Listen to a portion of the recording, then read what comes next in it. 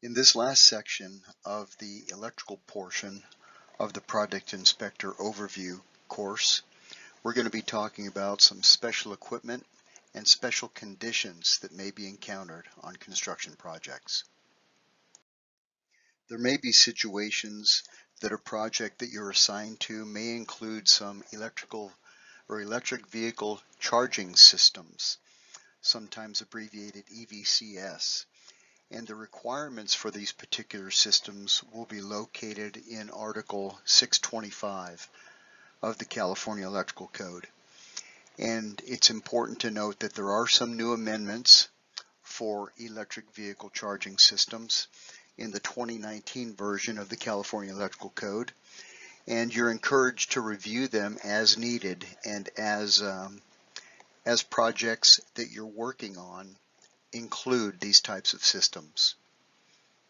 It's also important to identify and verify any solar photovoltaic system requirements which are included in the California Electrical Code under Article 690. There are also many new amendments for PV systems in the 2019 version of the California Electrical Code, particularly dealing with bonding and grounding. And again, project inspectors are encouraged to review this information as needed based on the requirements of the project that you're assigned to. Continuing with special equipment and special conditions, be sure to identify and verify any fire pump feeder controller and service requirements that are identified on the project. Some details for these types of systems is located in Article 695 of the California Electrical Code. And also let's note that it's also helpful to refer to DSA Interpretations of Regulations IR number E3 titled Reliable Power Supply for Electric Fire Pumps in cases where you do have a project or you are inspecting a project where they do include fire pumps. Also, it's important to identify and verify any emergency system requirements that may be included on a project, and this information is found in Article 700 of the California Electrical Code. For any emergency system switchboards or panel boards, a listed surge protection device is required to be installed for each of those circuits. And this requirement is detailed in Article 700.8. It's important to also remember that multi-wire branch circuits are prohibited from serving emergency system lighting and power circuits, as identified in Article 700.19. And generally speaking, this ensures that there is continued uninterrupted operation and reliability of the actual emergency lighting systems and power circuits. This enhances safety during an emergency. And in an attempt to try and explain why, generally in a multi-wire branch circuit, there are 2 or 3 ungrounded circuit conductors, and they're terminated to the same breaker with a common handle tie.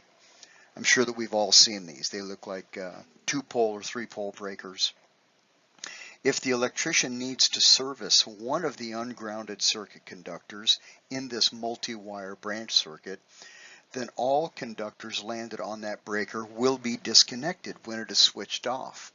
Now you can imagine if one of these ungrounded conductors feeds an emergency system and service personnel have to work on a separate feeder on this multi-wire branch circuit and they trip the breaker, then that also trips the circuit that is included on that multi-wire branch circuit that feeds any emergency lighting or power. So that's certainly the main reason why multi-wire branch circuits are prohibited from serving any emergency system lighting and power circuits, and the reason that these particular emergency system circuits must be dedicated circuits, not multi-wire branch circuits. We're going to take a few minutes now to discuss fire alarm systems. It's important to assure that all fire alarm systems conform to the California Electrical Code and the contract documents, including all of the DSA approved contract documents. Fire alarm wiring is required to be installed in certain environments, protected obviously from any harsh environments or adverse conditions, and any fire alarm wiring that is installed in a corrosive or a damp or a wet location must comply with Articles 110.11, 300.6, and 310.10G. Fire alarm circuits must also be installed, obviously, in a neat and workmanlike manner and protected from damage, and this is reiterated in Articles 760.24 and 300.4D. Listing requirements for fire alarm circuits and equipment are addressed in Article 760 of the California Electrical Code, Part 4. Continuing with some generalized requirements for fire alarm systems, branch circuits supplying fire alarm equipment have certain requirements.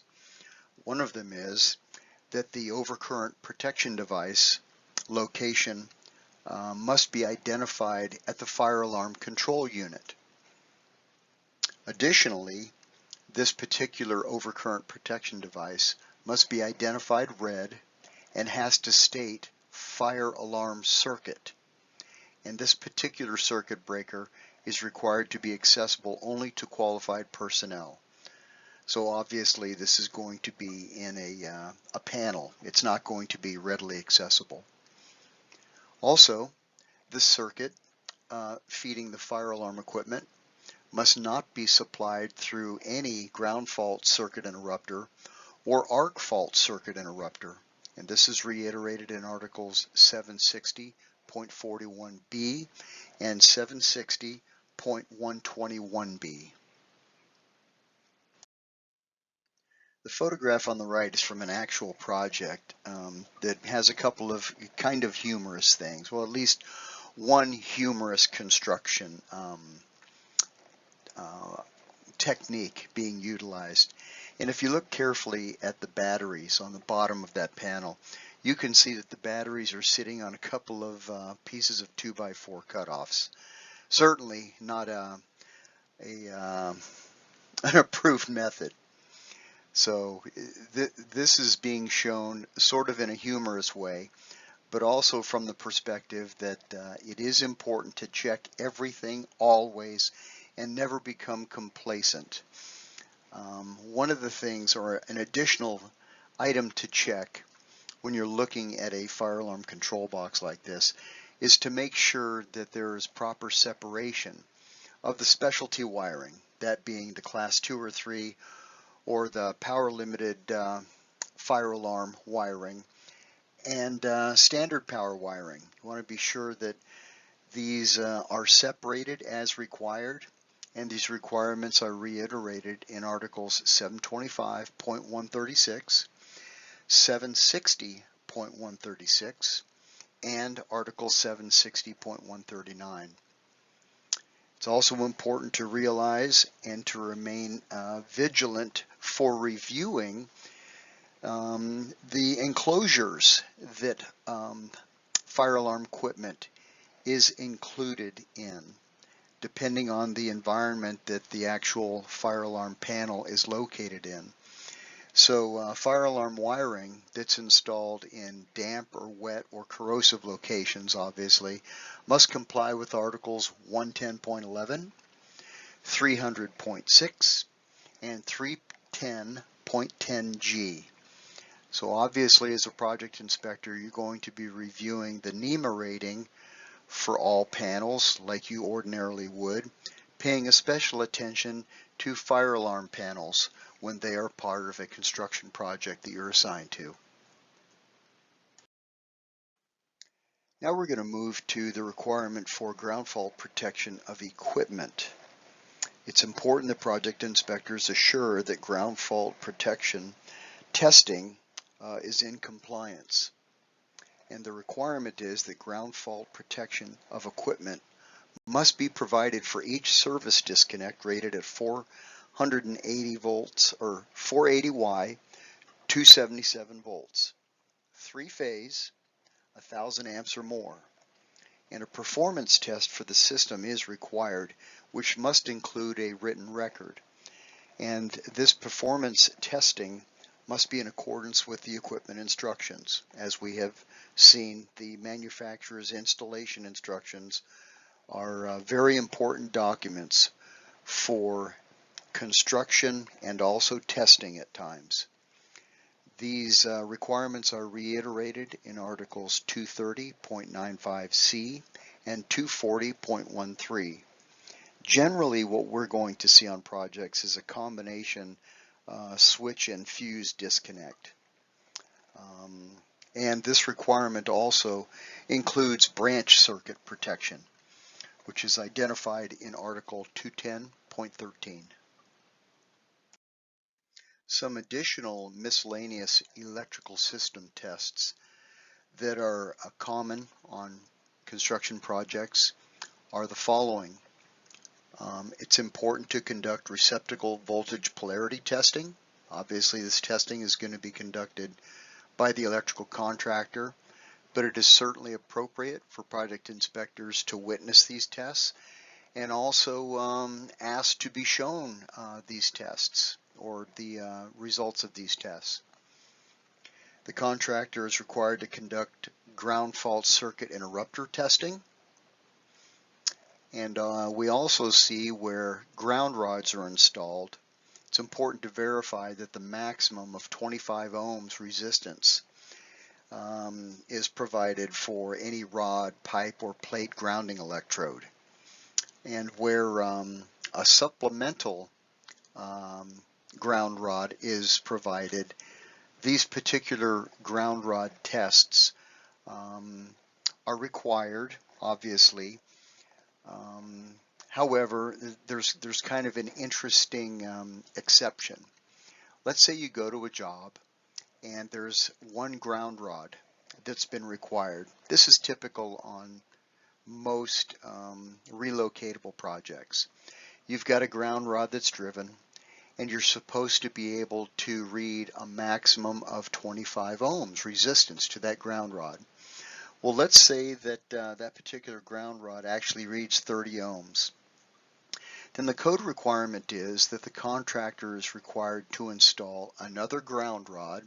I believe it's no closer than 6 feet to the existing ground rod and connect those two ground rods together, and then there is no requirement for an additional test.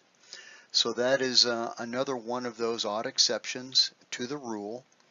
But the point here being is that ground rod tests are required to be performed. All right, well, that concludes the electrical portion of the Project Inspector Overview class.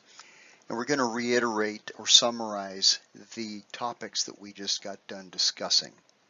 Governing standards, applicable Form DSA 152 items, electrical safety, site and underground electrical, power distribution, location and clearances, wiring methods and materials, which included Part 1, cables and raceways, and Part 2, boxes and enclosures, conductors, branch circuits, and overcurrent protection, equipment grounding and bonding, equipment anchorage and bracing, equipment supply and disconnecting means, luminaires, lighting control and receptacles, special equipment and special conditions, and electrical systems tests. My name is Jim Gibbons. I'm a Construction Supervisor 2 with the Division of the State Architect, and I greatly appreciate your patience and your participation in this electrical portion of the Project Inspection Overview class. And I'd like to leave you with one more statement that I'm sure that you're tired of hearing, but I firmly believe if you take this to heart and you make it a part of your everyday inspection life, that you'll become a better inspector every day. And this word of advice is, as you've heard many times through this presentation, read and review every word and every symbol on every plan and specification sheet for every project, every time. Thank you very much, and good luck.